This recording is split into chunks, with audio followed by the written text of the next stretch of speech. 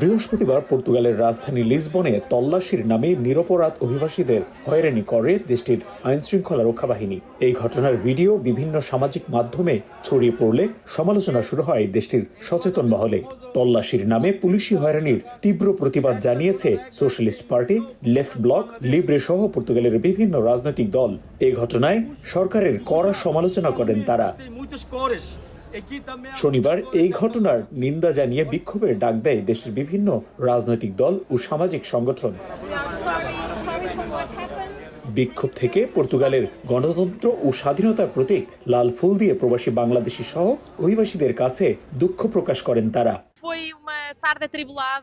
বৃহস্পতিবার এখানে পুলিশ একটি অভিযান পরিচালনা করে, যেখানে শুধু বাংলাদেশিরাই নয়, অনেক দেশের অভিবাসীরাও ওই তল্লাশির শিকার, যা পর্তুগালের সার্বিক পরিস্থিতিতে অনেক প্রশ্নের জন্ম দেয়। আমরা আমাদের প্রতিবেশীদের সাথে হওয়া অন্যায়ের প্রতিবাদ জানাতে আজকে এখানে এসেছি। এখানে বাংলাদেশি সহ অন্যান্য অভিবাসী শিশুরাও আমাদের শিশুদের সাথে একই স্কুলে পড়ছে। আমরা আমাদের প্রতিবেশীদের জানাতে চাই, সেদিন পুলিশ এখানে যা করেছে তা সম্পূর্ণ অন্যায়ভাবে করেছে, যা কোনোভাবেই হওয়া উচিত নয়। আমরা আমাদের গণতন্ত্রের প্রতীক লাল ফুল দিয়ে এই বার্তায় দিতে চাই, আমরা আপনাদের সাথে আছি। আমরা একসাথে পর্তুগালকে এগিয়ে নিয়ে যাব। পর্তুগিজদের এমন উদ্যোগকে স্বাগত জানিয়ে কৃতজ্ঞতা প্রকাশ করেছেন প্রবাসী বাংলাদেশিরা। আজকে যে সলিডিটিটা এই রোডে হচ্ছে, এটা অত্যন্ত পজিটিভ।